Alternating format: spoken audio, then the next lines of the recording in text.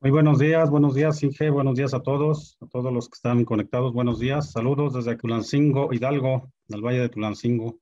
Acá está lloviendo un buen, está pasando el huracán por encima de nosotros, todo tranquilo y espero que esto sea que tengamos éxito hoy en esta charla. Muchas gracias, Inge. Bueno, voy a dar lectura a su currículum resumido del ingeniero Noel. Ok, el ingeniero Noel Hernández Ordóñez es originario de Tulancingo, Hidalgo. Tiene la carrera de ingeniero agrónomo especialista en zootecnia, egresado de la Universidad Autónoma Chapingo en el año 1996. Estuvo trabajando como auxiliar contable en la Secretaría de Educación e Investigación Tecnológica de la SEP. Tiene una especialidad en producción ovina por parte de la Universidad Autónoma del Estado de México, un diplomado en la elaboración de plan de negocios y finanzas por parte de la Secretaría de Economía del Gobierno Federal, un diplomado creando un sistema de negocios, SANCUF, Entrepreneur Mentoring, y un seminario, bueno, tiene otros dos, un seminario relacionado con el manejo de maíz para alto rendimiento en el Centro de Tecnología Villadiego de FIRA, un seminario en meteorología agrícola avanzada del Instituto Nacional de Meteorología e Hidráulica en la Universidad Laica de Manabí, Ecuador. Ha participado como asesor y jurado en las tesis de licenciatura fracciones proteicas de 5 ingredientes usados en la nutrición de rumiantes. Ha laborado en diversas empresas de alimentos balanceados en el área de ventas, comercialización, servicio técnico y nutrición. Desde 1998 ha impartido cursos y conferencias a productores en temas de manejo y nutrición de ovinos, calidad de leche, ensilaje, nutrición de ganado, lechero y becerros en engorda. Sus habilidades están relacionadas con la nutrición animal, producción de forrajes, determinación de costos, negociación y ventas. Y bueno, también para él es importante el seguimiento de las temperaturas máximas y mínimas, así como la determinación de las unidades de calor del Valle de Tulancingo para el correcto desarrollo del cultivo de maíz. Bueno, con esto le vamos a dar entrada al inicio de la plática, de la charla que tenemos el día de hoy. Y bueno, le damos la palabra al ingeniero Noel con esta presentación que nos tiene a traer el día de hoy, que es forraje y ensilaje de calidad para reducir los costos en la alimentación de ganado. Bienvenidos sean todos. Le damos la palabra al ingeniero Noel. Ok, pues muchas gracias. Y pues antes de empezar, nuevamente gracias a la Asociación Nacional de Egresados, a la ingeniero Paulina por haberme invitado, ella fue quien me contactó, en fin, pero no igual pasar por alto a todos los que están escuchándome y escuchándonos. Les agradezco mucho que se hayan conectado y ojalá que sea o que logre llenar sus expectativas de lo que tienen acerca de esta plática. Como bien lo dice ahí el título, bueno, pues entonces, a ver, hubo un problemita aquí. Bueno, pues el título es de que la idea es de que produzcamos forrajes y los conservemos a través del ensilaje, pero con calidad. La idea es de que reduzcamos los costos, ¿verdad? De alimentación. Aquí voy a continuar. Esta frase me gustó mucho porque dice, si el plan no funciona, debemos de cambiar el plan, pero no vamos a cambiar la meta. Y como decía yo hace rato, que tal vez no me escucharon, es el momento de que cambiamos la idea que tenemos de utilizar granos. Sí los vamos a utilizar, sí los vamos a utilizar porque se requieren. Para producir una cantidad considerable de carne y de leche se tienen que utilizar, pero creo que a través de los forrajes produzcamos con buena calidad, podemos disminuir considerablemente esta parte de la proporción de granos. Entonces, hoy en día los granos están con unos costos bastante elevados y entonces es el momento de que hagamos este cambio de plan y no perdamos la meta, que es la producción de carne o leche, ¿no? En el país o en la región donde estemos. Y bueno, los objetivos o el objetivo de esto es que demos a conocer cómo es el proceso de producción, cosecha, conservación de los forrajes, con la idea de bajar los costos, ¿no? Y incrementar el margen de utilidad en las unidades de producción de leche y carne donde nos encontremos cada uno de nosotros, ¿no? En el sur, en el norte del país, en donde nos encontremos, pues este que sea el objetivo de todos y cada uno de nosotros en este tipo de explotaciones, ¿no? Donde estamos trabajando con los rumiantes, ya seamos asesores, productores.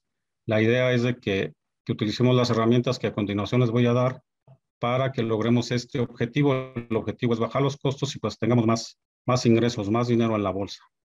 Y bueno, vamos a empezar a entrar en materia un poquito. Miren, se dan cuenta, aquí dice, vamos a hablar del panorama internacional, cómo estamos y cómo está el precio de los granos a nivel nacional. Y miren, aquí les presento unas gráficas actualizadas de cómo están los precios de los granos. Aquí se aprecia el del maíz y claramente se ve que a partir de hace un año, más o menos en promedio, el costo del maíz empezó a incrementar de una forma bastante fuerte al grado que llegó a costar, se dan cuenta aquí ya es hoy precisamente, esto está actualizado al día de hoy, pero por aquí de junio fue cuando definitivamente el grano llegó a costar alrededor de unos 8,000, 8,500 pesos por tonelada en promedio en el país. Esto es mucho, no sé, los que estén metidos en estas áreas de los granos, les informo que esto es muchísimo, muchísimo. Hace un año yo recuerdo, el precio del grano andaba en 5,000, 5,500. Llegó a costar 8,000. Esto significa un incremento más o menos de un 100%, si no es que más.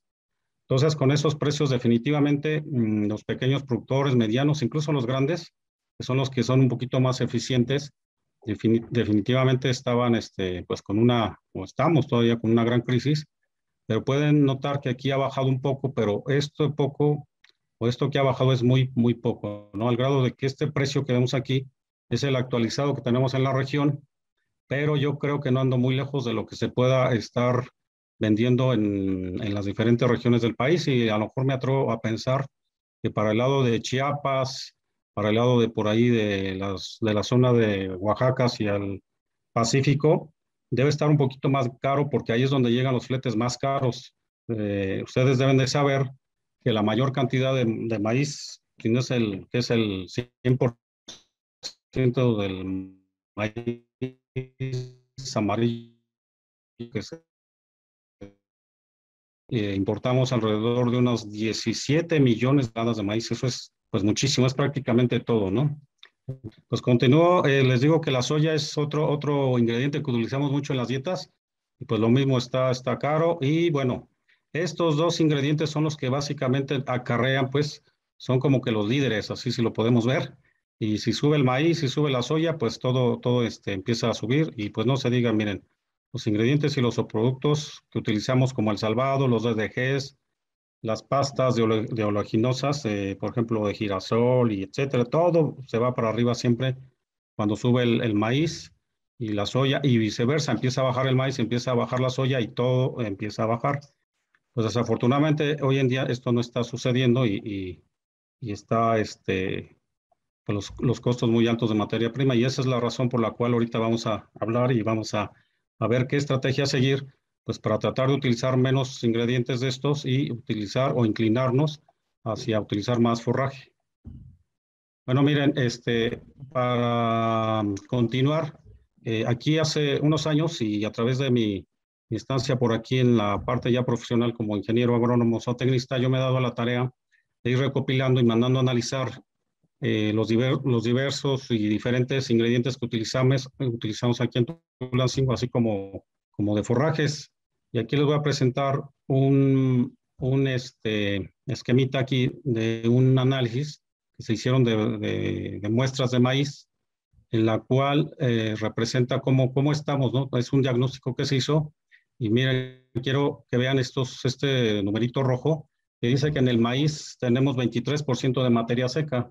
Para los que no conozcan mucho del maíz o del ensilaje de maíz, esto es baja cantidad de materia seca pues que nos da a entender que esto tiene mucha humedad. Si yo le doy a comer este ensilaje a mi ganado, a una vaca, a un becerro, pues esta vaca o este becerro, el becerro va a producir poca carne y la vaca va a producir poco, poca leche, ¿sí? Porque le estamos dando mucha agua y no le estamos concentrando de nutrientes y esto no es bueno, esto es perjudicial. Entonces, esto es lo que tenemos que mejorar. Esta es la idea, es que tenemos que mejorar y este es un parámetro, este es un indicador. Estos son los indicadores que les hablaba yo hace rato de que tenemos que ir mejorando. Bueno, esto que dice fibra aquí no, para los que no son así muy doctos, la materia no traten de tratar de interpretar esto. Pero explico, si les explico esto que dice aquí, fibra detergente neutro, ácido y lignina, no es más que la representación de la cantidad de fibra que tienen los forrajes. Y este se tiene que mandar a hacer para que uno tengamos la idea de cuánto va a poder digerir y cuánto va a ser digerible de ese forraje que pongamos. Para este caso, este 52% de fibra detergente neutro no está muy alto, pero sí ya está en unos términos bastante elevados que nos van a impedir que el animal pueda consumir más materia seca y entonces no nos va a disminuir la producción de leche o carne, ¿verdad? Y este otro parámetro que pongo aquí y también lo subrayo con rojo, le tenemos que poner mucha atención porque es un indicador de la cantidad de energía que le vamos a dar a través del grano. Entonces, de manera general, este diagnóstico que hizo, pues mal. Podríamos así como ponerle un 6.6 de calificación y entonces necesitamos ver cómo vamos a llegar a tener un 9 o 9.5, no el 10, pero sí tenemos que mejorar estos forrajes. Y esto, miren, yo creo que esto pasa en el país, ¿eh? Yo he ido a otros lugares y en la poquita experiencia que tengo es que tenemos estas calidades de forraje. Y lo peor de todo es que este forraje cuando lo ensilamos pasa esto, miren, tenemos pérdidas y por cada 10%, bueno, del 10, 15, 20 llegamos a tener pérdidas y eso representa dinero. Sí, no es nada más de que perdamos, una vez de que lo ensilemos, empezamos a tener estas pérdidas y entonces en lugar de tener un costo de materia seca por kilogramo de 3.47, ya llegamos a 4, pues entonces ya casi estamos equiparándonos con los costos de los granos, ¿no? Entonces la idea no es esa, la idea es de que utilicemos forraje, sí, pero un forraje de calidad. Bueno, este forraje no es de calidad. Aquí el pH está muy alto, entonces aquí lo que pasó es que no hubo una buena fermentación, aquí hubo un detrimento en la materia seca, perdimos materia seca, aquí hubo bastante fuga de dinero para estos productores y aquí es el promedio de toda la región. No crean que es de un productor. Entonces, pues es lo que tenemos que ir mejorando. Aquí tenemos unos parámetros óptimos con lo que nos vamos a comparar. Entonces, miren, de 23% de materia seca, tenemos que llegar a 30 o 34. Así es como tenemos que ensilar. La proteína cruda, aquí les voy a aclarar algo. Para el caso de las gramíneas, no nos vamos a preocupar por si tenemos 8, 9, 9,5 de proteína. Para lo que necesitamos los ensilajes o los forrajes que vengan de gramíneas como el maíz, como la cebada, como el triticale, esos forrajes los vamos a utilizar para que nos den energía, básicamente. Entonces ustedes no se preocupen por este parámetro mucho. Sí nos va a servir cuando hagamos la dieta, porque de alguna manera sí nos está por cada kilogramo de materia que le demos al ganado. Pero ahí no se preocupen, lo que nos tiene que preocupar es este parámetro de la materia seca, porque quiere decir que estamos dando menos agua. Y este otro parámetro, miren, el almidón es 28 a 38%, y miren, este es del 10, entonces pues sí estamos muy lejos, ¿no? También tenemos que ver la digestibilidad de la materia seca, que tiene que ser mayor al 55%. Esto cantidad que se va a ir a las heces, al estiércol. Y entonces, pues eso va a ser una pérdida. Se empieza a pasar, pues va a ir al estiércol y no va a producir leche o carne, ¿no? Bueno, aquí hay otra frase muy, muy bonita que me gusta, que dice, no se puede mejorar lo que no se mide. Pues cuando lleguemos a un rancho o vemos un rancho, los que sean productores, dueños de vacas, de becerros, es muy importante que tengamos ya esta cultura de que analicemos nuestros forrajes, que analicemos la alfalfa, la avena, en el caso de los que estén en el trópico, pues también analicen sus forrajes, porque si no analizamos nada y no tenemos estos parámetros, pues cómo vamos a mejorar.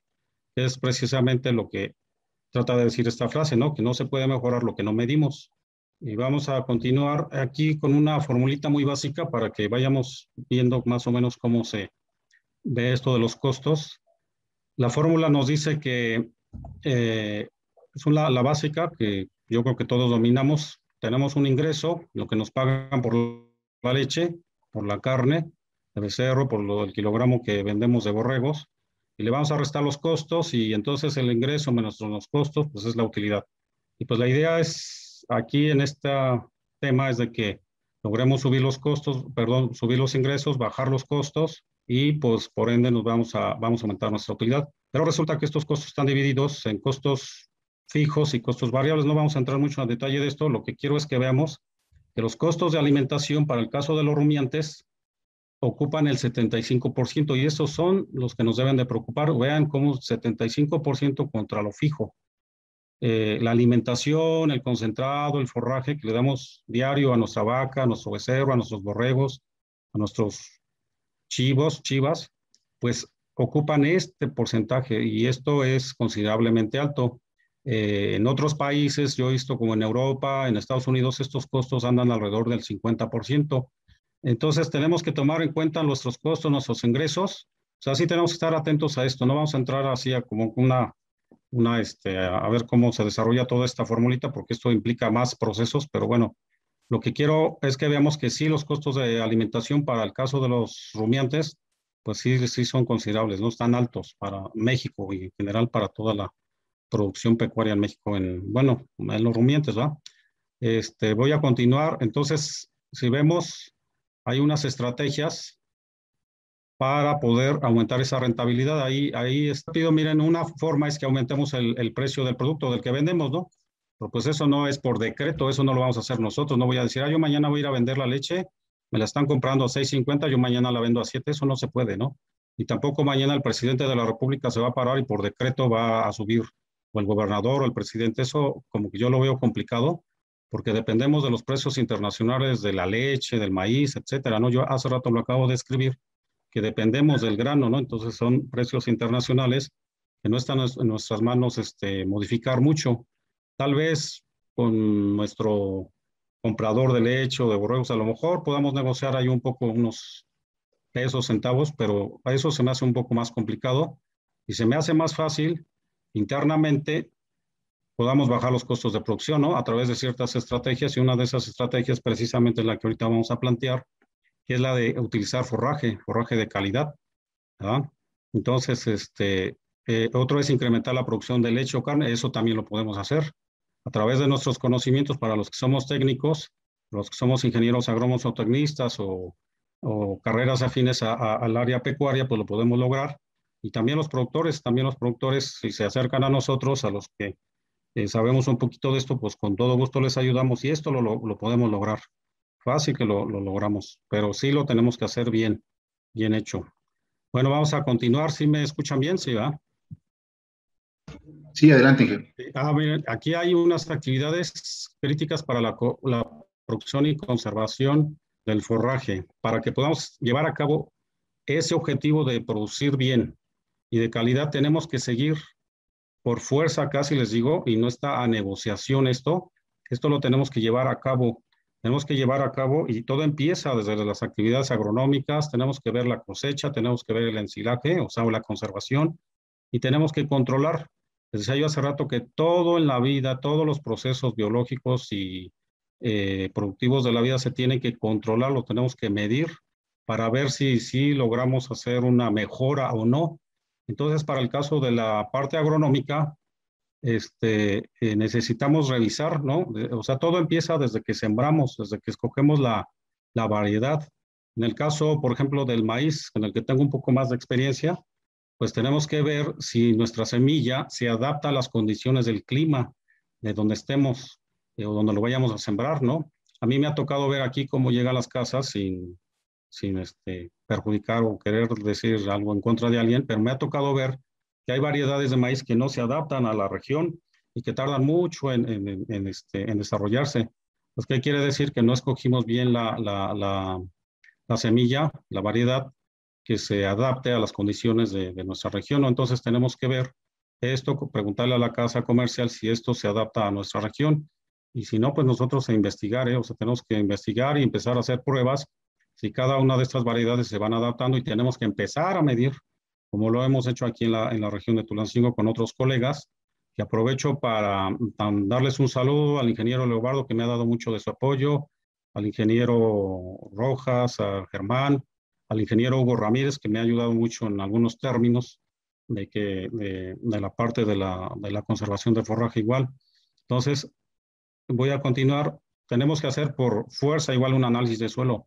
Si no hacemos un análisis de suelo, pues difícilmente vamos a poder hacer un programa de fertilización, y si no hacemos un programa de fertilización, pues no vamos a poder tener una buena cosecha, ¿no? Una buena cantidad de materia seca. Esta ODMS significa materia seca, y nada más que lo abrevié porque pues ya no me cabe bien aquí, pero para efectos se los digo MS, si lo siguen viendo, es materia seca, y la materia seca no es más que la cantidad de toneladas que logramos tener sin agua. Entonces, si no llevamos a cabo un análisis de suelo, no hacemos el programa de fertilización, no logramos tener una buena cantidad de materia seca, acuérdense. Si no tenemos una buena cantidad de materia seca, no vamos a poder tener una buena conservación. Si no tenemos una buena conservación, vamos a tener indicadores con unos altos costos de producción y baja rentabilidad. Entonces, se dan cuenta cómo todo está encadenadito, todo está en un eslabón. O sea, todo empieza desde que sembramos las semillas. Y esto aplica para la alfalfa, para los avenas, para los girasoles, para los que están ahí en el trópico es lo mismo. Sembrar las leguminosas o los pastos de origen tropical, para todos aplica este concepto. En el caso de, hay que revisar la densidad de siembra, hay que ver la velocidad de siembra. La velocidad de siembra se refiere a la velocidad que lleva la maquinaria, el tractor, por ejemplo, cuando sembramos, pues no tiene que ir echando carreras, porque si va a una velocidad va muy acelerado, pues nos va a ir dejando semillas sin sembrar o muy juntas, y esto va a dar como resultado que no tengamos una buena cosecha también, ¿no? Va a disminuir la producción de forraje.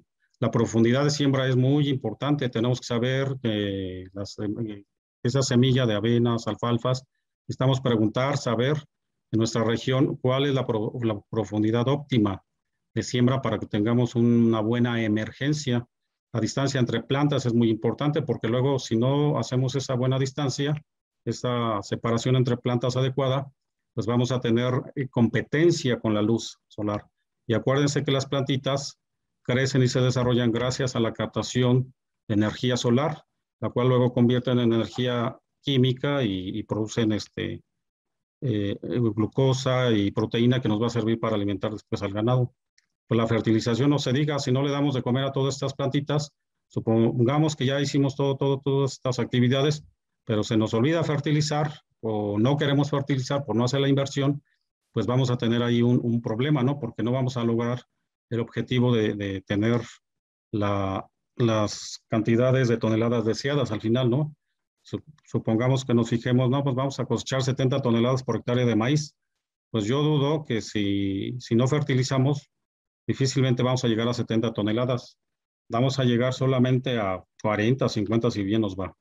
Bueno, pues es importante lo de las malezas, ¿no? Esto todos lo sabemos, los que somos agrónomos, es muy importante tener este control.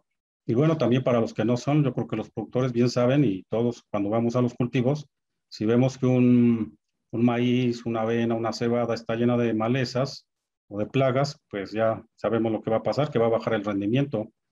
Y aquí puse algo muy importante, que es que tenemos que tomar el control de la temperatura, ¿no? Esto no es una actividad como tal agronómica, es un factor que incide, pero es un factor bastante importante en el desarrollo de nuestras plantas.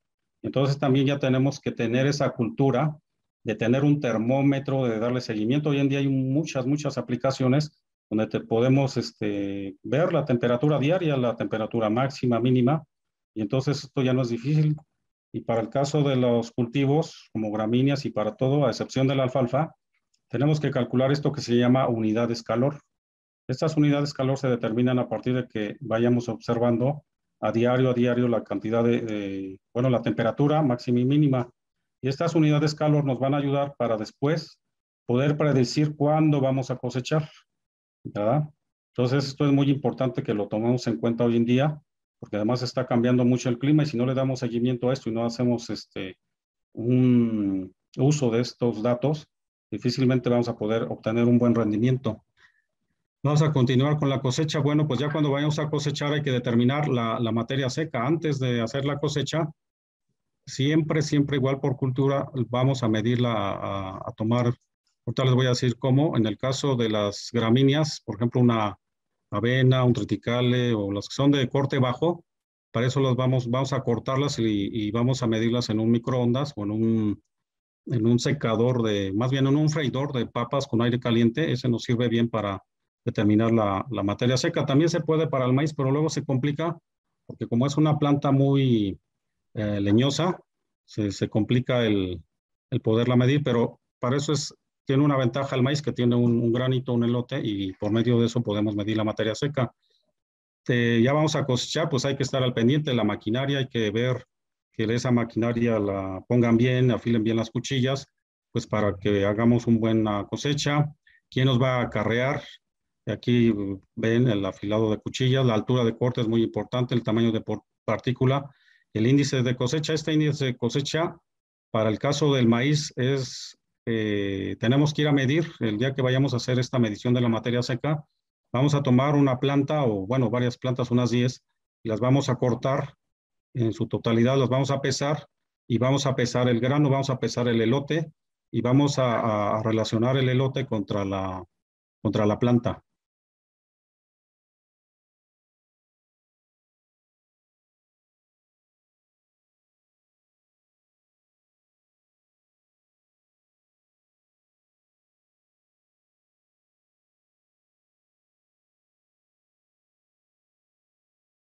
Esto no me voy a tener mucho.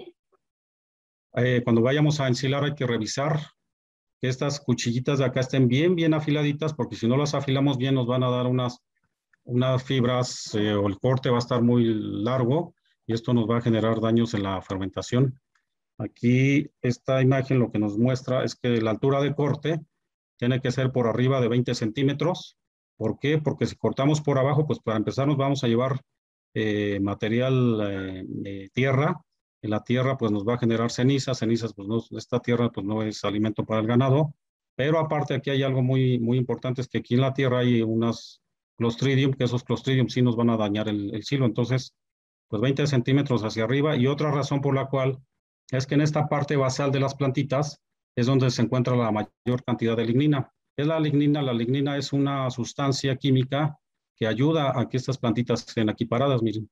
Y así los árboles que están aquí parados, las plantitas que vemos todos los días, se ayudan a detenerse gracias a esa sustancia.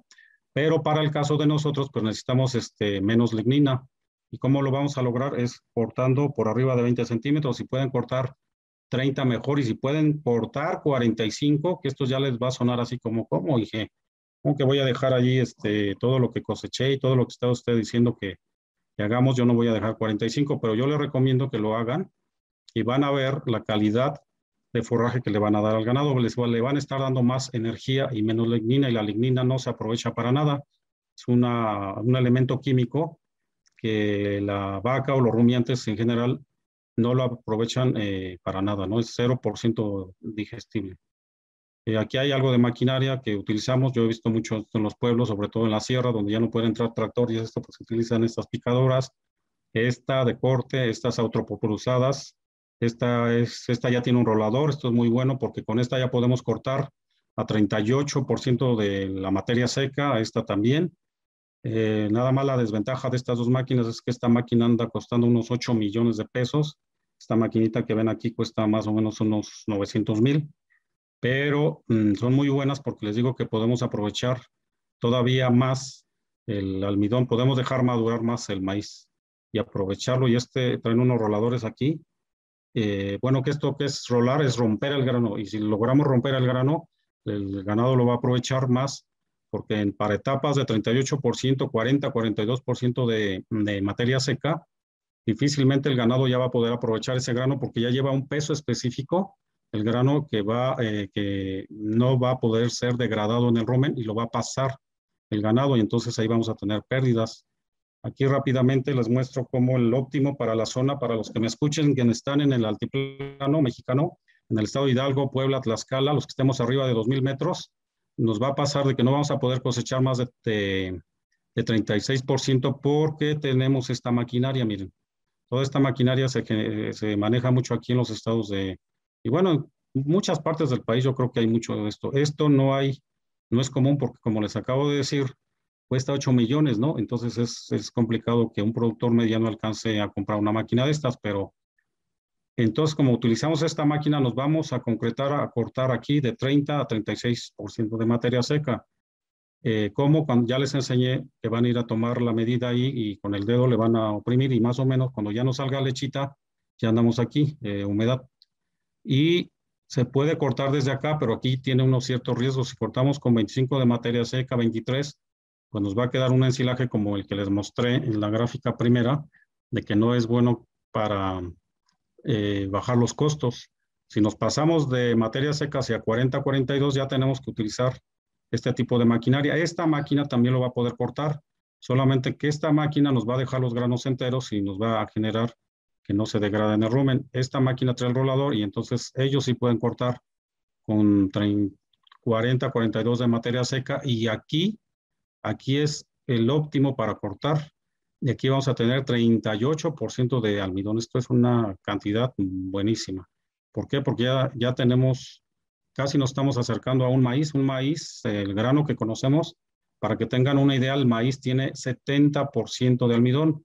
Y si cortamos nosotros nuestro ensilaje por aquí, el silo, el maíz, ya andamos en 38, ya casi 400 gramos. Es una muy buena cantidad y imagínense cómo vamos a bajar los costos y ya no vamos a utilizar grano. Aquí este es el tamaño de partícula ideal. Ya no voy a tener, miren aquí, esta gráfica, vean cómo aquí ya habían empezado, tiraban así los montones del forraje que traían cortado y ya estaban haciendo este ensilaje está mal hecho. Esto es lo que no se tiene que hacer, este tache, aquí hay que ponerle casi que un 4, un 5 de calificación, porque esto se les va a echar a perder y aquí van a tener muchas pérdidas. Luego esto lo van a utilizar para darle al ganado lechero y oh sorpresa, me van a decir que las vacas no producen leche, que andan en 18 litros y que el negocio no deja y que entonces mejor ya hay que vender las vacas.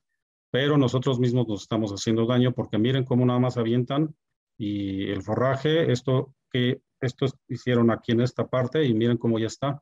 Lo siguen echando y no les importa y a esto no, así no se tiene que hacer en un silo, ¿no? Y esta es la forma correcta de hacer el ensilaje. Entonces hay que traer los camiones, hay que empezar a vaciar así como hacían ellos, pero no esta es la forma. La forma adecuada es esta. Miren aquí cómo van capitas. Aquí va una capita y esas capitas deben de ser de 10, máximo 15 centímetros. Y aquí lo mismo, como les dije hace ratito, de las actividades, aquí tampoco se tiene que negociar esto, se tiene que hacer o hacer. Si queremos hacer un ensilaje con calidad, aquí está. ¿Se acuerdan de la compactación que puse en rojo? Bueno, pues aquí es la compactación. Aquí estoy representando con esta imagen de cómo vamos a ir compactando. Y miren, aquí claramente se ve que aquí vamos empezando y se ve bonito, ¿no? Hasta aquí se ven las rodadas de la maquinaria. Y así nos fuimos hasta aquí lograr este silo, más o menos fueron como unas 100 toneladas. Entonces vamos a ir así capa tras capa y extendiéndolo, distribuyéndolo. Y cada capa que echemos le vamos a ir aplicando un inoculante. Este inoculante nos va a ayudar para acelerar, que se acidifique rápido, que bajemos el pH y no demos lugar a que crezcan unas bacterias que no queremos que nos ayuden aquí a descomponer la materia seca del ensilaje, que no son benéficas, pero que vienen aquí en la plantita. Entonces lo que queremos hacer es una fermentación láctica. Esa fermentación láctica nos va a bajar el pH más o menos a 4,5, 3, 3,8 más o menos, y eso nos va a ayudar a que este forraje se pueda conservar por un largo tiempo y que cuando lo abramos tengamos la oportunidad de que tampoco se nos eche a perder muy pronto, ¿sí? Entonces, miren, esta fotografía me la hizo favor de regalar el ingeniero Hugo Ramírez. Esto lo hicieron creo que en Tamaulipas y esto es lo que tenemos que hacer. Miren, vamos avanzando, pero ya hay que ir tapando. Hay que ir tapando, aquí ya está una altura, un ancho, un largo que determinaron o predeterminaron ellos, de acuerdo a la cantidad de forraje que iban a estar trayendo. Pero esto está muy bonito porque miren, ya van avanzando y lo van tapando, no se están esperando como estos amigos, miren lo que hicieron. Esto está totalmente mal. Yo creo que esto van a terminar de ensilar en unos 15 días. Cuando terminen, nada más lo van a tapar. Cuando lo destapen, oh sorpresa, todo esto va a estar echado a perder. Entonces, lo que vamos a hacer es esto, miren, esta es la técnica de que vamos a ir tapando, avanzando, tapando, miren, aquí ya anda personas, siguen ensilando, siguen trayendo forraje, pero ya taparon, ¿no? Aquí se ve muy, muy bonito esto. Aquí es como se ve, aquí ya la van terminando, ya van, siguen inoculando, siguen poniendo, estos bacterias y aquí ya van a empezar a tapar. Esta figura o esta foto lo que nos muestra es que van a tapar a colocar un plástico que es adecuado y no permite entrar nada de oxígeno, prácticamente nada. Se pone, pero después de como no tiene protección para los rayos ultravioletas, hay que poner una lona o un plástico que tengamos ahí para que no se nos eche a perder y lo podamos utilizar unas 3, 4 veces.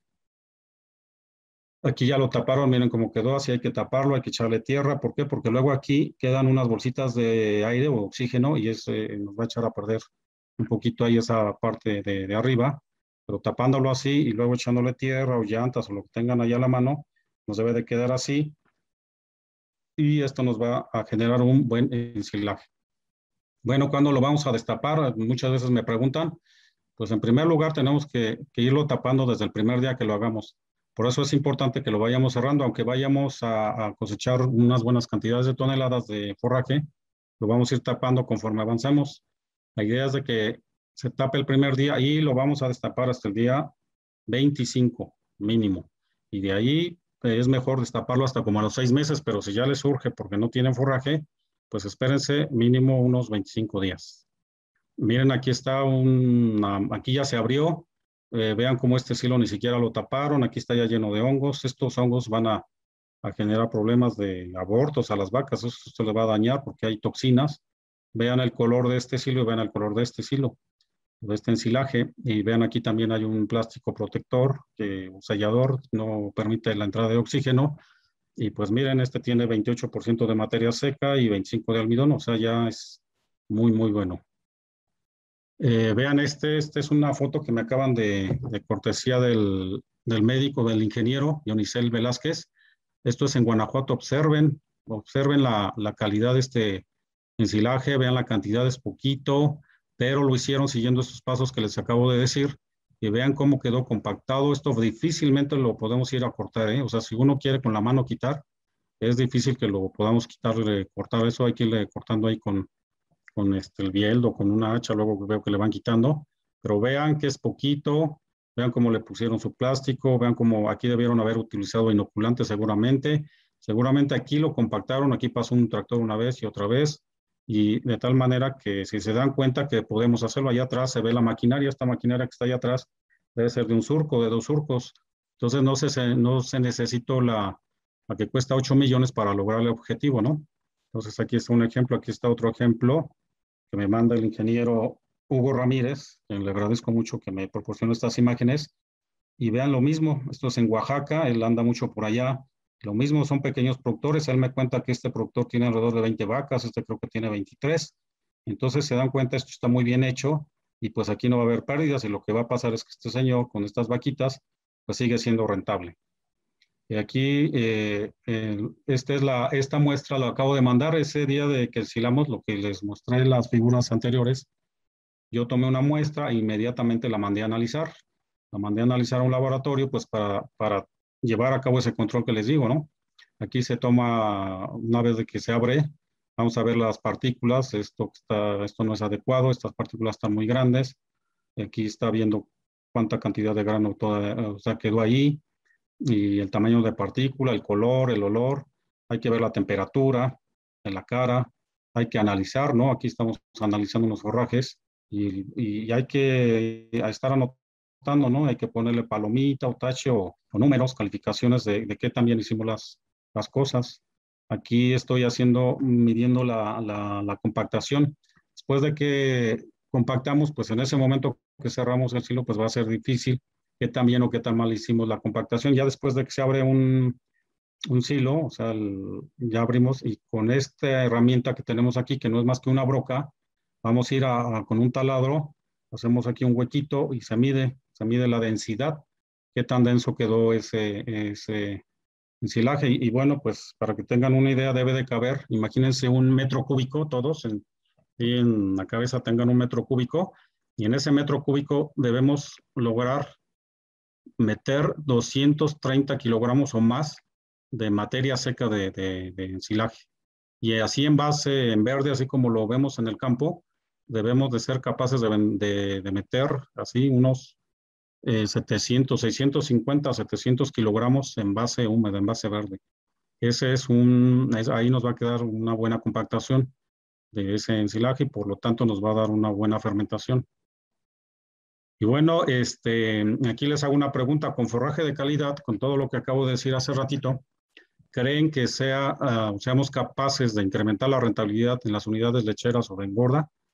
Pues yo creo que todos vamos a responder que sí, ¿no? Y bueno, yo les digo que sí, que utilizando este forraje, esto es alfalfa, utilizando leguminosas o utilizando gramíneas, o la mezcla de estos dos, podemos lograr obtener mayores dividendos. Entonces, sí se puede lograr, sí lo podemos hacer, y quiero que les quede, que nos hagamos conscientes que el camino a seguir a partir de ahora que está esta crisis, y aunque no estuviera la crisis de los granos, debemos de apoyarnos y debemos optar por utilizar forrajes para alimentar a los rumiantes.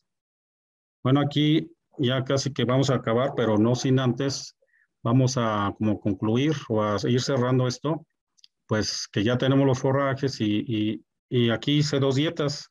Miren, aquí puse unos ingredientes, puse maíz molido, la soya, que es lo que más utilizamos, la alfalfa achicalada, alfalfa verde o pradera, que se utiliza mucho, el maíz el que pusimos, el que no era de buena calidad, con 11 de almidón, 11%. Y aquí pusimos los kilos, aquí pusimos la materia seca que tiene cada uno de sus ingredientes. Aquí están los kilos en base seca. Les quiero comentar para los que no conozcan mucho de esto, es que cuando hacemos una dieta la vamos a hacer siempre en base seca. ¿Qué significa base seca? Es que le vamos a quitar de manera literal o imaginaria, por decirlo así, la humedad, el agua. Y para eso es que se mandan a hacer los análisis. Se tiene que mandar a analizar para ver cuánta agua tiene nuestro forraje, nuestros granos, porque esa se la vamos a quitar para poder hacer las dietas. Te la vamos a quitar así de manera, no la vamos a poner a secar los forrajes y dejarlos en seco, no, no, eso es nada más, nos van a dar el análisis y nos van a indicar cuánta humedad tenía y cuánto de materia seca, que es esto, miren. Y entonces en base seca esta vaquita de más o menos 550, 600 kilogramos es capaz de comer 20 kilogramos de materia seca al día. Con esos 20 kilogramos y con los precios actualizados que les comenté hace rato y con el costo de este silo, resulta que la ración nos sale en 105 pesos con estos nutrientes, con una cantidad de 16% de proteína, energía neta de lactancia, 14% de almidón. Y aquí hay otra dieta con la cual quiero que vean cómo aquí hay 4 kilogramos de maíz que utilizamos para esta vaca, ¿no? Para estas vacas. Y aquí se dan cuenta, le quité 1 kilo, o sea, quité 25% de grano, que es el objetivo, ¿no? La idea es producir más forraje y de calidad, pues con la idea de reducir el uso de este ingrediente que está caro, ¿no? Miren, su costo es de 8 pesos con 52 centavos. En un principio les dije que el costo cuando vamos a una forrajera nos lo venden a 7 pesos, pero en realidad en base seca no cuesta 7 pesos, cuesta 8 pesos. Sí, y así todo, estos son sus costos, la soya 11, la alfalfa 5, y el ensilaje con 25% de materia seca, perdón, de almidón, y 30 de materia seca cuesta 1 peso con 67 centavos. Y quiero que vean cuánto nos cuesta el ensilaje que no hicimos de calidad. Si se ve la diferencia, 3 pesos con 39, lo doble. Y entonces esto nos hizo que ocupáramos más maíz, y un ensilaje con mayor humedad nos hace que nuestra dieta se nos encarezca. Vean, 105 pesos nos cuesta alimentar una vaca diario contra 93. Entonces, esto para irlo concluyendo, aquí está, miren, aquí puse un ejemplo para 20 vacas.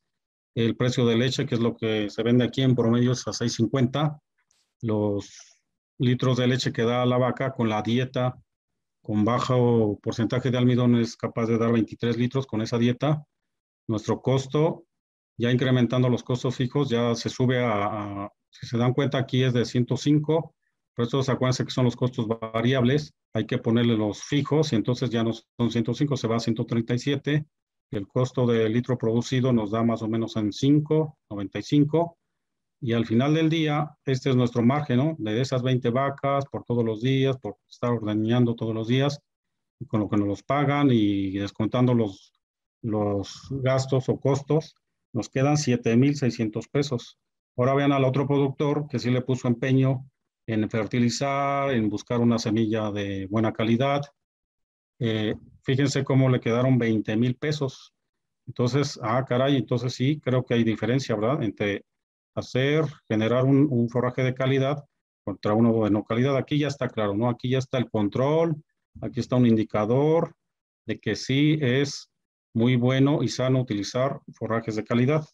Entonces, como moraleja, queda que sí vale la pena hacer un esfuerzo por utilizar los forrajes, ya sea leguminosas o gramíneas. Y algo que quiero aclarar aquí es que vean que no moví nada, ¿no? Todos los demás nutrientes yo no los moví, o los ingredientes yo no los moví, para que se dieran cuenta cómo nada más con el puro ensilaje podemos modificar los precios, los costos. Ahora miren, si hago aquí, si yo lo hubiera movido aquí también y hacemos una alfalfa, le invertimos a la alfalfa, hacemos el mismo procedimiento para la alfalfa, yo les aseguro que podemos bajar todavía más estos costos, y entonces la rentabilidad de aquí de este señor, este supuesto señor que me imaginé, su utilidad, su margen de ganancia se hubiera ido como unos 25.000 pesos, pero yo solamente le quise mover para fines prácticos al puro ensilaje, uno de 11 de almidón contra uno de 28 de almidón. Y aquí también quiero aclarar algo. Este 28 de almidón lo puse porque es el que podemos lograr en las zonas del altiplano mexicano. En las zonas donde hace un poquito más de calor podemos lograr 32, 38% de almidón, y teniendo las máquinas estas de Howard, que son alemanas o de otras empresas, pero que traen el rolador. Pero bueno, teniendo este 28 de almidón es suficiente como para cambiar todo el rumbo de los costos y las ganancias. Bueno, pues la diferencia de dinero entre este productor y pues miren, son 13.000 pesos mensuales más. Y algo que igual quiero, antes de terminar ya esta plática, es que aquí, si yo le hubiera puesto, aquí este productor ya está al límite del punto de equilibrio, ¿eh? Aquí, si le ponemos, si le ponemos 20 litros de leche, este señor aquí nos hubiera puesto números, bueno, aquí lo puse en rojo, ¿no? Pero hubiera estado rojo, rojo, rojo al cuadrado. Aquí ya nos hubiera salido negativo. Este productor con este tipo de forraje, utilizando mucho grano, pues está a punto de quebrar, esto está a punto de equilibrio. Si yo aquí le muevo, si muevo esta dieta, no la dieta, la producción, en lugar de 23 litros, que he visto muchos que tienen 20, 18, pues estos productores sí que están mal. Pero a lo que quiero llegar es que que sí podemos ser capaces, o sí se puede lograr este objetivo de ser rentables en las unidades ganaderas, utilizando los forrajes de calidad. Y bueno, pues gracias. Ahí dejo mis datos, está mi número telefónico por si alguien se quiere comunicar conmigo, si tiene algunas dudas, y mi correo. Y pues muchas gracias por su atención y estamos a la orden. Muchas gracias, Inge Noel. Sí, gracias.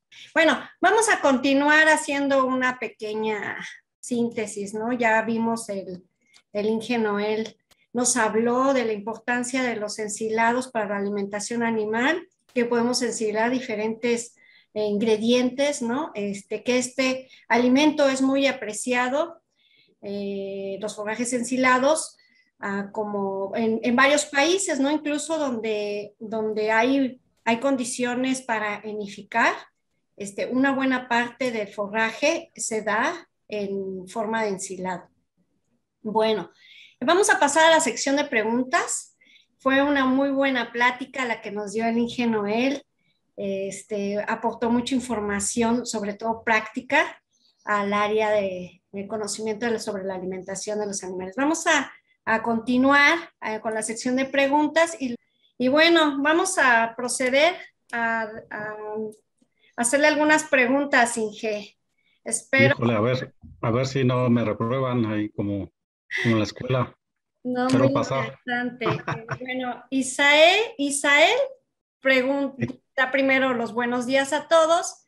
Dice si Buenos puede días. compartir cuáles son las características de las variedades de maíz para ensilar y densidades de siembra más adecuadas. Así también, cuál sería el tamaño de partícula más adecuado para el proceso de ensilaje. También si tiene alguna referencia de los molinos de forraje, si se puede controlar el tamaño de partícula y otorga sus gracias adelantadas. Miren, las características para ensilar maíz, miren, definitivamente no hay. Las casas comerciales, desafortunadamente no, como les dije desde el principio, que en el país, en México, no nos hemos preocupado de ir utilizando los forrajes para alimentar a los rumiantes. Entonces, causa de esto, las casas comerciales han ido mejorando las variedades han ido invirtiendo en genética, pero para producir grano. Entonces, esas son realmente las variedades que utilizamos, pero dentro de lo que cabe, lo que vamos a hacer es que vamos a utilizar variedades que nos den mayor rendimiento de maíz. Prácticamente las mismas que se utilizan para granos son las que utilizamos para el forraje. Solamente lo que hacemos es cosecharlo antes. Pero lo que sí vamos a pensar, lo que yo le recomiendo aquí a nuestro oyente, es que lo que tenemos que lograr es la mayor cantidad de almidón, o sea, tenemos que hacer producir esa plantita. Y sí, ya no busquemos variedades que nos crezcan 4 metros, esas no, esas sí ya las vamos a desechar. Esa sería una recomendación que le doy. Y busquemos en las casas comerciales y de acuerdo a donde esté él, ahí en su zona, busquen una variedad, una semilla que se adapte primero ahí a la región y luego sí es muy, muy, muy importante que hagamos un muy buen programa de fertilización, sobre todo de nitrógeno y potasio, porque es el que más se requiere, o sea, lo que necesitamos es producir grano, acuérdense. El forraje es importante, pero para efectos de que queremos producir más leche o más carne necesitamos grano, mucho almidón. Entonces, para lograr producir mucho grano y mucho almidón necesitamos darle de comer también a esa planta. ¿Y cómo le vamos a dar de comer a esa plantita? Es que le tenemos que dar suficiente cantidad de nitrógeno y suficiente cantidad de potasio, porque resulta que cuando llega la etapa de floración es donde más necesitamos potasio y nitrógeno, y lo van a notar, yo lo noto, por ejemplo, cuando voy al campo, que todas las plantitas que no fueron alimentadas suficientemente con nitrógeno y potasio, inmediatamente que viene la etapa reproductiva, o sea, donde empieza el jilote, donde vemos los pelitos que empiezan a salir y las espigas en la puntita del maíz, inmediatamente las hojas basales empiezan a perder color, se empiezan a poner amarillitas. Eso es un indicador de que no le dimos bien o una buena cantidad de nitrógeno y potasio, sobre todo de nitrógeno. Y lo que va a dar como resultado que ese nitrógeno era para producir después carbohidratos, ¿no? Con la fotosíntesis nos iba a producir glucosa y esa glucosa la iba a desviar porque ahí a partir de R1 se empieza la translocación de nutrientes y empieza a mandarlo al maíz. Y si no tuvimos suficiente cantidad de materia seca acumulada durante toda la parte vegetativa, difícilmente vamos a lograr llenar ese granito. Entonces, para resumir, busca variedades no muy altas, busca que te den una buena cantidad de grano y alimentalas bien, pues hay que hacer un buen programa de fertilización. Ahora, creo que escuché que decía la densidad. Para el caso del forraje, más o menos en promedio, ¿verdad? Y dependiendo igual del programa de fertilización, es que vamos a sembrar de unas 80,000 a 90,000 semillas por hectárea de maíz para forraje. Esa sería. Y la otra pregunta era acerca de, la última había otra. Tamaño de partícula. Ya no recuerdo. El tamaño de partícula para ensilar debe de ir alrededor de entre 1.5 centímetros a 2.5. Lo adecuado sería más o menos 2 o 1 pulgada, acuérdense, 1 pulgada o 2,5 centímetros. Ajá. Ese es lo más adecuado. ¿Para qué? Para que, bueno, ¿por qué? Les voy a explicar rápidamente por qué. Porque ese es el tamaño que ya después de muchos y muchos y muchos estudios, resulta que con ese tamaño de partícula, con el de 2 pulgadas o poquito más, casi hasta que vienen siendo 2,5 centímetros a 3, es como logramos que nuestros animales que son rumiantes logren rumiar. Porque esos animales, por ejemplo, que ya tenemos en explotaciones que queremos mayores producciones de leche o de carne, tanto en vacas, becerros de engorda o borregos, queremos que produzcan un poquito más, pero sí les tenemos que poner algo de grano. Entonces necesitamos un tamaño de partícula adecuado que tiene que ser más o menos de 2 centímetros o 1 pulgada. Ajá. Y creo que alcancé a escuchar que sí, sí se puede regular ese tamaño de partícula, abrir o cerrar la muscular, pero eso tienen que estar muy atentos de que se afile, de que efectivamente salga ese tamaño de partícula, y ese es el que vamos a estar igual controlando, ¿no? Ese es el estar midiendo, pero en promedio ese es el tamaño de partícula más adecuado. Y perdón, rápido, miren, para cuando corten, porque por cualquier cosa no pudieron cortar con mayor cantidad de materia seca, y tiene alrededor de un 23 a un 25% de materia seca, ahí hay que cortar, hay que cerrarlo, hay que, perdón, hay que hacer las partículas largas para evitar que se nos escurra el agua. Entonces ahí es donde se permite que se corte un poquito más largo para que no se nos exhibien muchos nutrientes.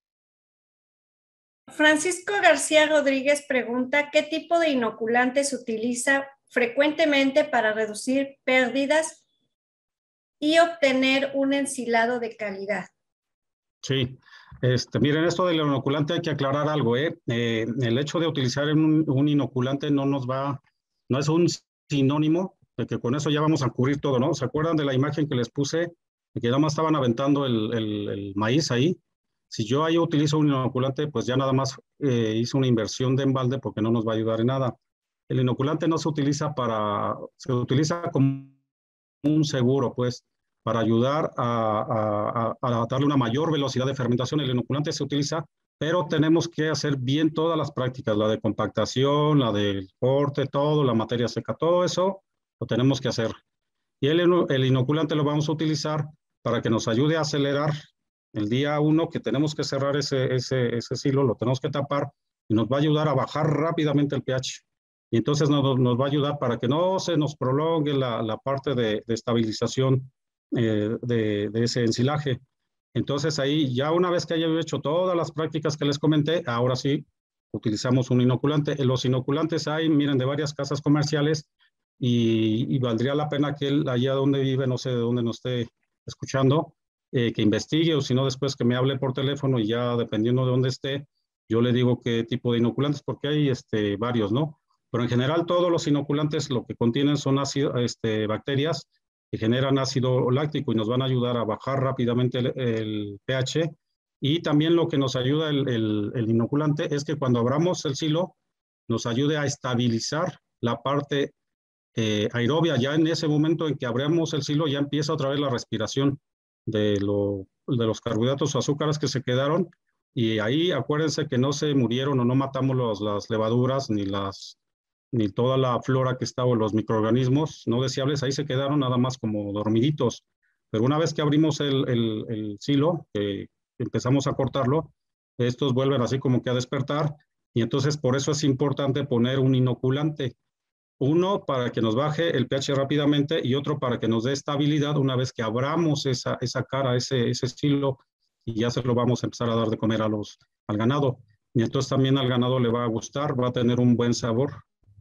¿Sí? Ok, Inge. Pregunta el doctor Gilberto Ortega, en caso de usar un forraje como el quicuyo, Penicetum clandestinum, ¿sería conveniente agregar maíz y melaza? No.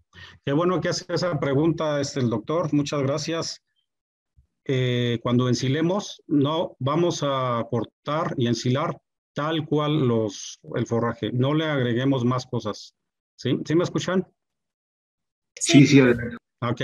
No le vamos a agregar más, doctor. El kikuyo lo vamos a ensilar, el maíz, la alfalfa, el girasol, lo que quieran. No le vamos a agregar más, le voy a decir por qué, porque si no vamos a cambiar.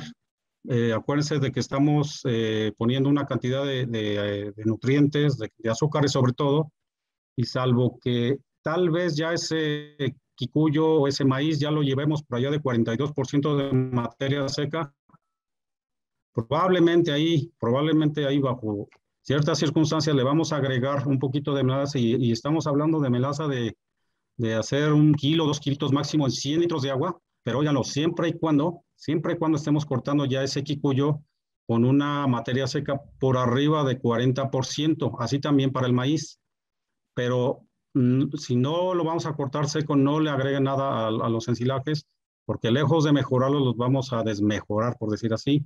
Vamos a cambiar totalmente la fermentación y vamos a hacer otras fermentaciones indeseables que no queremos. Y entonces, déjenlos tal cual así. Entonces, la regla es de que si tenemos o vamos a ensilar con mayor cantidad de materia seca por arriba de 40, acuérdense, 40%, ustedes miden la materia seca, les da 40%, sí voy a utilizar un poco de energía a través de la melaza para darle un poquito de azúcares a las bacterias, porque ahí ya va a quedar un poquito de oxígeno o mucho, y entonces sí le vamos a aplicar un poco de melaza.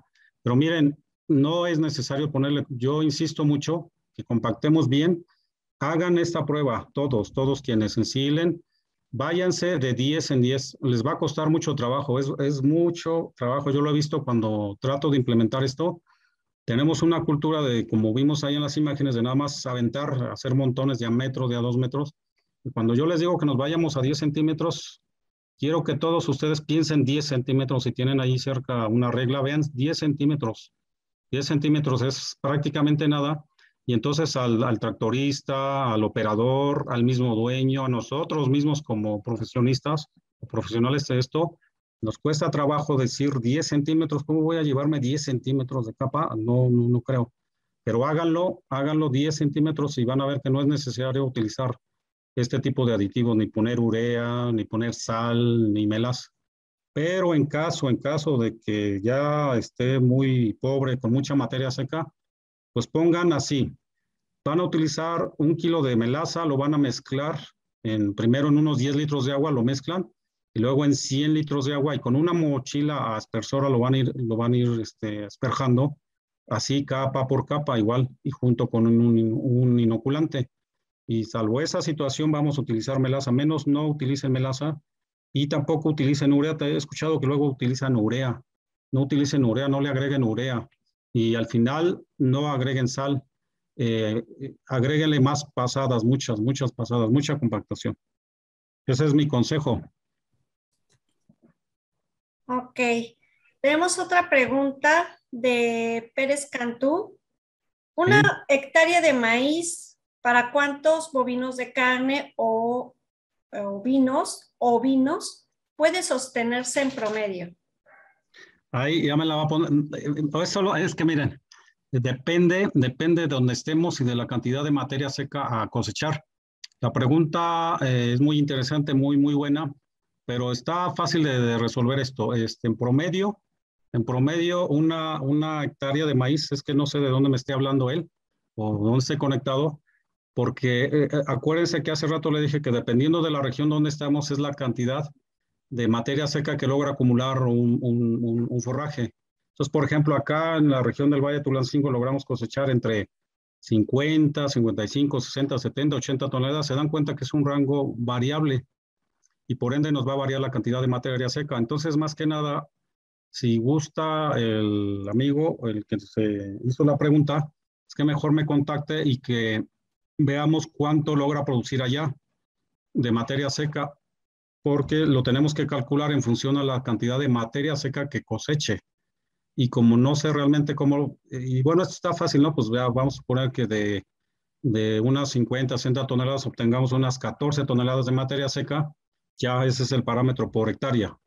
Ahora tenemos que ver, ¿qué dice que va o que tiene de ganado, de becerros? ¿Ovinos o bovinos de carne? Ovinos, Carne. Ovinos, sí, borregos y ajá. bovinos.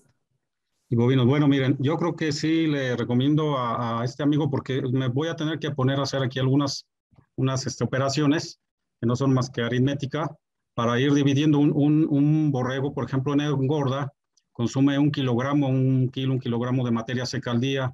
Un becerro se come 12 kilogramos de materia seca, pero no le vamos a dar puro ensilaje. Y luego, si son vacas o no sé, o si son borregas, cambia la cantidad de forraje y entonces sí valdría la pena que mejor se comunique conmigo. Entonces yo ya le digo cómo lo vamos a calcular y le voy a decir bien a bien cómo y cuánto le vamos a dar a esos animales, de favor. ¿Sí? Muchas gracias, Inge. Nazaret de la Cruz pregunta si se va a compartir el webinar en YouTube o en algún otro medio. Sí se va a realizar se va a publicar en la página de Facebook y de YouTube. Preguntan dónde se encuentra el Inge Noel y si puede compartir su presentación. Pues no sé, ustedes sí se puede compartir o yo no sé. De mi Sí, parte no hay problema. ok, una es que lo contacten directamente y Sí, la otra sí. es si vemos que son muchos, pues ya podría compartirnos a nosotros y nosotros compartírselas a ellos.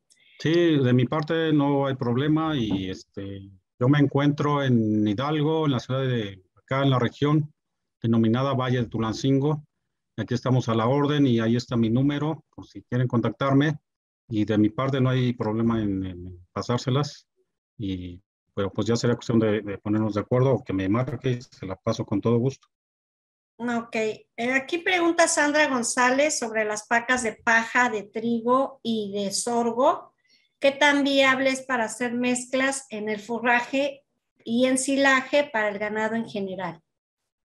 Ok, pues muy buena pregunta. Miren, acaba de decir algo muy importante, lo que nos está diciendo que es paja. ¿Qué quiere decir esto? Que esa paja ya no tiene prácticamente nutrientes, esa paja ya tiene mucha fibra, mucha, ya tiene el 72% de fibra detergente neutro, lo que va a ocasionar es que no podamos eh, como meterle mucho forraje al ganado, ya sea una vaca, un borrego, y no es bueno utilizar mucho la paja, salvo en regiones que yo he ido a lugares de la sierra, donde pues ya no hay otra cosa que dar, y entonces esa paja más bien lo que tenemos que hacer es mejorarla, ¿no? Mejorarla con algunos aditivos como la melaza, pero no, este tema ya sería como de esquilmos, ya tendríamos que abordar ese tema, pero para darle respuesta a Sandra es que la paja, pues ya es paja, ya no se puede ensilar, y lo más conveniente es que mejor la hubiéramos conservado o cortado antes y ensilarla, porque es mucho mejor, de mayor calidad, el forraje cortado para ensilarlo que dejarlo para la paja. Desde luego que yo entiendo que hay lugares donde se produce mucho maíz, se produce trigo, se produce cebada, y el objetivo de ahí, de esa región, es más agrícola, ¿no? Su vocación es agrícola y por lo tanto luego hay esquilmos. Desde luego que no los vamos a menospreciar, no vamos a menospreciar esos esquilmos, nada más que sí ya tienen una gran desventaja, ¿no? Mucha desventaja, porque ya tienen prácticamente nada de nutrientes y mucha fibra, y no los vamos a poder utilizar en mayor cantidad o porcentaje en una dieta, y ahí sí vamos a tener que utilizar mucho grano para poder alimentar al ganado. Pero algo más me preguntó al final Era, Inge. es sobre lo mismo. La pregunta está un poco larga y por eso no es claro si se pregunta para hacer el ensilaje con estos Ah, no, ingredientes o si nada más qué bueno. para hacer Sí. las dietas y mezclarlo. Ok. No se puede ensilar, definitivamente. Acuérdense que ya no vamos a poder ensilar, porque el promedio para poder ensilar, como lo dije en la charla, es más o menos entre pues, un 20, máximo un 40, 42, ya con 50, 60 de materia seca, o sea, con poquita humedad, lo que va a pasar es que se nos va a esponjar. Definitivamente ya no vamos a poder ensilar una paja a un rastrojo. Ahí ya lo más conveniente es tratar de enriquecer ese rastrojo con melaza y creo que ya entra la urea, pero ese ya sería otro tema, como decía el comercial ¿no? De la nana chonita o algo así, que ese ya es otro tema. Pero no, ya no lo podemos ensilar, ¿eh? Ya pajas, rastrojos, no es recomendable ensilarlos. Hay algunas preguntas que se repiten, por ejemplo, Angélica, a ver, un momento, ya la perdí. Angélica Carranza Burto, sobre qué variedades de maíz se recomienda para ensilar. Sí. Bueno, más adelante si se sigue repitiendo esta pregunta y si usted quiere aportar Sí, otro comentario. ajá. Sí, las variedades, pues ya lo dijimos, ¿no? Primero, en dónde estamos ubicados, hay que ver la altitud a la cual estamos. Es muy importante eso. Qué bueno que lo ven. Creo que se me pasó un poquito. Siempre revisemos, hay que revisar, hay que saber la altitud a la cual estamos, ¿no? Porque en función de eso es que las casas, las que nos venden semillas, han hecho las mejoras genéticas en función de la altura de nuestro país. Y acuérdense que nuestro país es muy diverso, tenemos lugares donde se siembra maíz casi a nivel del mar. Yo, por ejemplo, acá estoy a 2.240 metros sobre el nivel del mar. Yo he encontrado maíz a 3.000 metros sobre el nivel del mar. He ensilado maíces hace un año en un lugar donde estábamos a 2.700 metros, acá en la región norte de Puebla. Ensilamos maíz que se produce a 2.700, 2.900 metros sobre el nivel del mar. Entonces, es muy importante que chequemos ese dato, que veamos las temperaturas, es muy importante que le demos seguimiento a la temperatura y llevemos un récord de las temperaturas, aprendamos a calcular las unidades de calor, porque es la ventana, cuándo vamos a sembrar nuestro maíz, pero es muy importante la altitud, porque las casas comerciales han hecho las mejoras genéticas en función a las altitudes. Pero miren, de manera general yo veo que las casas comerciales, las que se han dedicado a mejorar los maíces, más o menos ya tienen identificado este tema y ya nada más es asegurarse, ya nada más pregúntale a la casa comercial si ese maíz, esa variedad de maíz se adecua a las características, a la altitud de nuestra región. ¿Sí? Bueno, las siguientes preguntas también tienen que ver con este tema. ¿Es recomendable? Isaac García pregunta si es recomendable usar maíz criollo. Y Luis ¿Sí? Baeza pregunta qué diferencias nutricionales hay entre variedades amarillas y blancas de maíz híbrido mejorado. Ok. El maíz criollo sí se puede, miren, lo más recomendable es que nos cambiemos, ¿se acuerdan de cuando vimos el proceso, las actividades críticas? Lo más recomendable es que utilicemos maíces mejorados. Maíces mejorados, ¿por qué? Porque tienen una ventaja sobre el criollo. El criollo, si bien es cierto que ya está adaptado por años, por cientos de años a esa región, no tiene unas mejoras genéticas, no tiene un vigor híbrido, pues. Lo que han hecho los genetistas, los doctos en la materia, han ido mejorando ciertas cualidades genéticas de los maíz, por ejemplo, para que no se acame, pues para que no se nos caiga. Por ejemplo, hoy, miren, hoy pasó el huracán por aquí, por la región. Entonces, yo estoy seguro que las variedades criollas o variedades ya viejitas, que tienen una altura considerable, casi estoy seguro que en la semana que vaya yo ahí a ver las parcelas, ya casi estoy seguro que ya se cayeron. Esto no pasa con los maíces mejorados. ¿Por qué? Porque ya los fueron mejorando con el paso del tiempo para que no se acame, que no se caigan. Han hecho que produzca más, han hecho que el maíz, es muy importante esto, miren, es muy importante que el grano, pues, el elote, crezca no tanto en la base, más bien en la parte superior de la milpa. Es necesario que lo bajen y lo han ido bajando. ¿Por qué? Porque resulta que cuando ya está grande el maíz, no se han observado un dosel de maíz, vayan o tengan la curiosidad un día de ir a ver un maíz y observen cómo el maíz se va cerrando, se va cerrando, se va cerrando de hojas. Entonces llega un momento en que se empiezan a competir entre hojas para captar la mayor cantidad de radiación solar. Entonces lo que han hecho los genetistas es que han bajado la distancia, o sea, han disminuido de tal forma que el maíz quede más hacia el suelo, pues, que quede como por la mitad de la plantita, porque eso da lugar a que todavía las últimas hojas, que son unas 5, 6, 7, hasta 8, dependiendo de la variedad, todavía logre captar energía solar una vez que empiece la floración. En el maíz criollo y en variedades ya viejitas no sucede así. El maíz está así como que muy arriba, casi en la puntita, y entonces eso no permite seguir acumulando nutrientes. Entonces, aquí yo le diría a la persona que me hizo esta pregunta, es que si esa variedad, ese maíz criollo le genera una buena cantidad de producción o de materia seca, pues sí, que lo siga, que lo utiliza, lo puede utilizar y aplica lo mismo, va a ser los mismos procedimientos, pero yo le sugiero que para aumentar la cantidad de materia seca definitivamente tiene que utilizar un maíz mejorado. Ajá. Y algo más me preguntaba. Sí, sobre las variedades, las diferencias nutricionales entre Ya. variedades amarillas y blancas de maíz híbrido mejorado. Ok, mire, no hay muchas diferencias. Yo he mandado a analizar y analizar y analizar.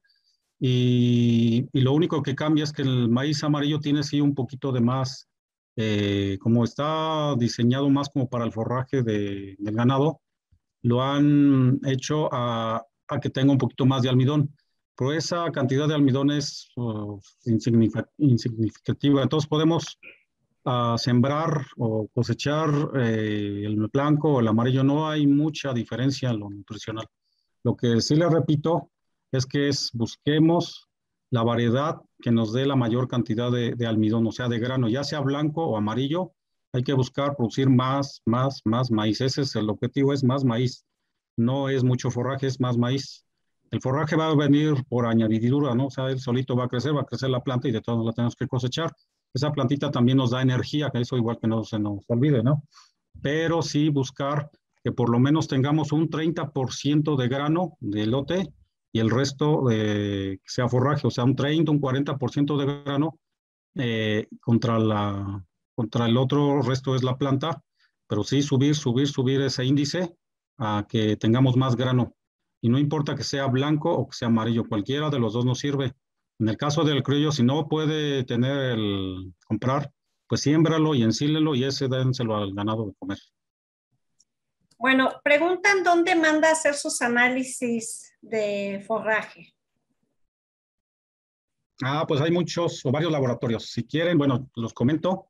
Los mando a Chihuahua, a un lugar que se llama Alcodesa, a Torreón, Agrolab se llama, a Querétaro, ahí a Ganaderos de Querétaro, a Aguascalientes, a Fogasa, hay diversos laboratorios donde nos pueden ayudar a determinar los nutrientes de los forrajes y no son muy caros, pero si igual si se quieren comunicar, ya les digo bien dónde los pueden mandar y cómo van a pedir el análisis, porque hay que pedir un análisis dependiendo de las circunstancias de ese forraje o de ese ingrediente, no todo, no hay un método que se llama NIRS y hay uno que es por química húmeda y para el caso del NIRS no aplica para todo, ¿no? Nada más hay unas curvas de calibración, entonces sí necesito decirles qué es lo que van a mandar a analizar o más bien explicar o orientarlos, dependiendo de lo que van a mandar a analizar, pero para el caso de los forrajes ya existe, ¿no? Y es en cualquier laboratorio del país de los que les estoy comentando ahorita, lo pueden mandar a analizar a estos lugares y sobre todo que no son muy caros para tener un control, ¿no? El control que estuve insistiendo mucho, pues hay que mandar a hacer análisis y más análisis, porque si no analizamos el suelo, si no analizamos el forraje, pues estamos así como que a ciegas, ¿no? Nada más estamos dando palos de ciego, ¿no? Como decía mi abuelita, y entonces es muy importante que hagamos conciencia de mandar a analizar y muy importante sobre todo que nos consulten que nos consulten a los ingenieros agrónomos o tecnistas para poderlos ayudar a llevar bien lo de las dietas y la utilización de sus forrajes. Muy bien. Otra pregunta es acerca de qué opina, a ver, la leo, de Adrián, José Adrián, ¿cómo ve la rentabilidad del nopal enriquecido proteicamente para la alimentación de bovinos en las zonas áridas y semiáridas? Muy buena pregunta. Fíjense que yo no tengo mucha experiencia con los nopales, pero tengo idea de que no muy bien, hay que utilizarlos. Aquí la idea, con lo que yo me quedé de la universidad, es de que hay que hacer uso primero de los recursos que tengamos ahí a la mano. Y ahí vamos a aplicar la técnica, ¿no? Ahí vamos a aplicar lo que aprendimos en la universidad, lo vamos a aplicar en nuestro lugar. Entonces no nos vamos a ir a buscar, precisamente es lo que nos está pasando hoy en México, ¿no? O sea, no hacemos uso de los forrajes, de las plantas forrajeras y de todo esto, y estamos trayendo maíz desde allá, desde por Wisconsin, eso nos sale carísimo, ¿no? Imagínense cuánto nos cuesta traer toneladas y toneladas de maíz. Entonces, precisamente, la pregunta es muy interesante, fíjense que es muy interesante, porque sí hay que hacer uso de los recursos forrajeros. Allá en el norte de México, en Zacatecas, hay mucho nopal.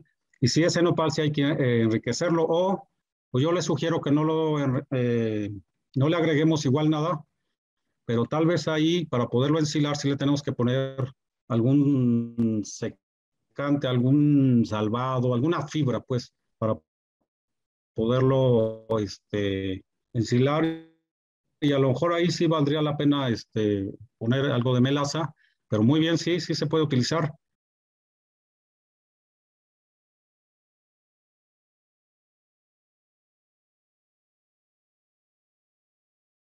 Ok, ingeniero. Una última pregunta. En el caso del pequeño productor que no posee maquinaria, que no puede hacer esas buenas prácticas de compactación, ¿no? Y ¿tiene alguna alternativa? Y también en incluyendo en este tema, Sí. pregunta también sobre si es una alternativa a las bolsas, el Mm, ensilado.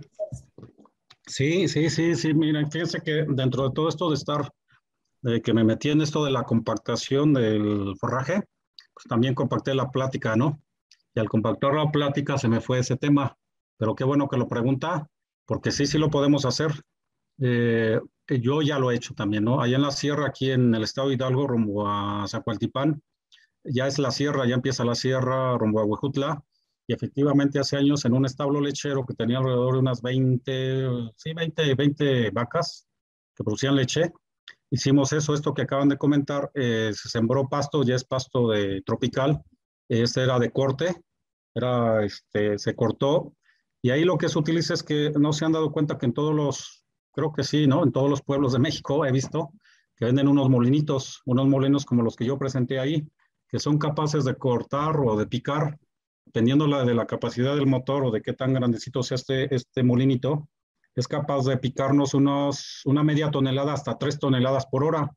Entonces, vamos a hacer uso de ese molino para picar, porque sí es importante que lo piquemos, ¿eh? Entonces, vamos a picar ese forraje en donde no se puede porque por la orografía, por las pendientes, pues definitivamente no se puede meter un tractor, pero sí podemos traer el forraje, lo vamos a cortar, lo vamos a acercar lo más posible a donde vamos a hacer el ensilaje, ya sea que lo hagamos en tipo pastel o parva, como les estuve mostrando en las diapositivas, o hay una alternativa de ponerlo en bolsas. Eso de las bolsas a mí no me gusta mucho porque me genera ruido de que luego las vamos a estar contaminando, ¿no? Con tanta bolsa y bolsa, ¿no? Pero bueno, miren, las vamos a utilizar y vamos a hacer lo mismo, exactamente lo mismo. Vamos a picar, vamos a utilizar un molinito de estos que les acabo de comentar, van a picar el forraje, el pasto o el maíz, lo que tengan ahí a la mano, y va a ir cayendo el montón, y entonces va a tener que estar otra persona ahí o varias personas que les van a ayudar y lo van a ir echando, y lo mismo van a ir haciendo, se van a mandar a hacer una especie como de un compactador pequeño, como lo que utilizan yo he visto como que los que hacen blog tienen una especie de, como que compactan el blog, así se mandan a hacer uno pequeñito y van a abrir la bolsa, las estas negras, y ahí van a ir echando el forraje, pero no lo echen, no lo llenen, sino que vamos a hacer lo mismo, nos vamos a ir de capita en capita y lo van a ir compactando. Si es un poquito más grande la bolsa, yo lo que he visto luego es que la misma persona se mete como en el saquito y él mismo va compactando con los pies, pero lo mismo, vamos a irnos de 10, 20 centímetros, así las capitas, y cómprense el inoculante, es lo mismo aplica, y le van a ir echando inoculante con una bombita, cada vez que echen, le rocían y le rocían este inoculante. Y así lo van a ir haciendo hasta que llenen la bolsa. Ahí es un poquito más fácil que hacer el más grande, porque pues es una bolsa así no tan grande, la vamos a cerrar, y considero que por el hecho ya de cerrarla casi ya vamos a evitar que entre oxígeno, porque no va a haber forma de que entre mucho. Pero sí es muy importante que igual vayan compactando, que vayan haciendo capitas en esa misma bolsa y lo vayan compactando. Se meta la persona si es que cabe, y si no es suficientemente, tiene un diámetro considerable, pues traten de con algo que vayan compactando, ¿no? Ahí. Y si se puede, y compren un molino de estos, y con ese se puede picar.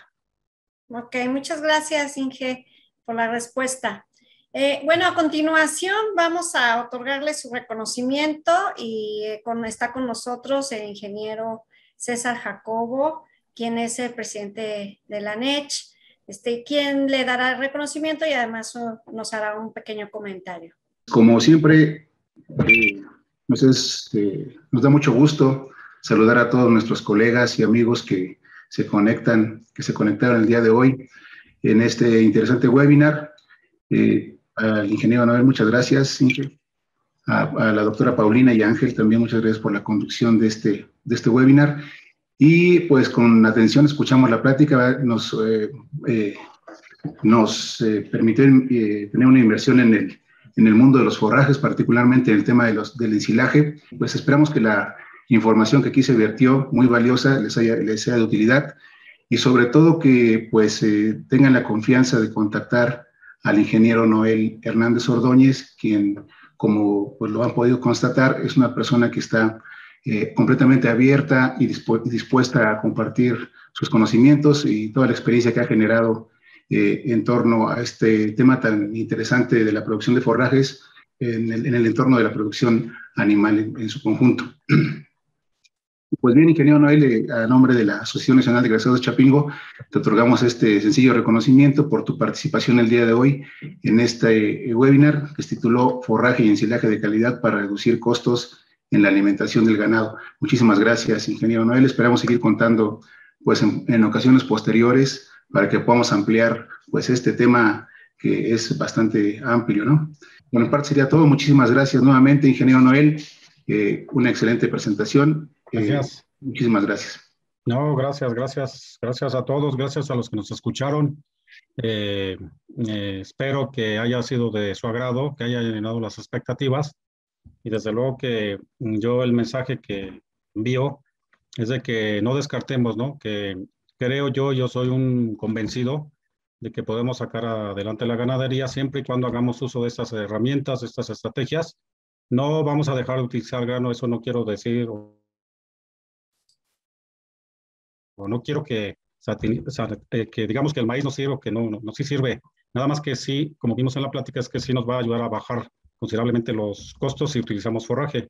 Y creo que el país tiene áreas, regiones donde se puede producir muy bien el forraje y en buena cantidad, solamente que hasta el día de hoy no sabemos cómo conservarlo bien a bien. Pero reitero que eso es algo muy bueno. Y gracias por invitarme, gracias a todos. Saludos. Pues muchas gracias. Damos por cerrada este webinar. Cerrado este webinar, también se publicará en Facebook. Estamos grabando, se perdió un poco la grabación, un poco de ella, pero bueno, ya haremos todo por recuperar y pasar unir las dos grabaciones que se hicieron. Pues muchas gracias, Inge Noel, gracias. Gracias a ustedes. Nos vemos para la próxima.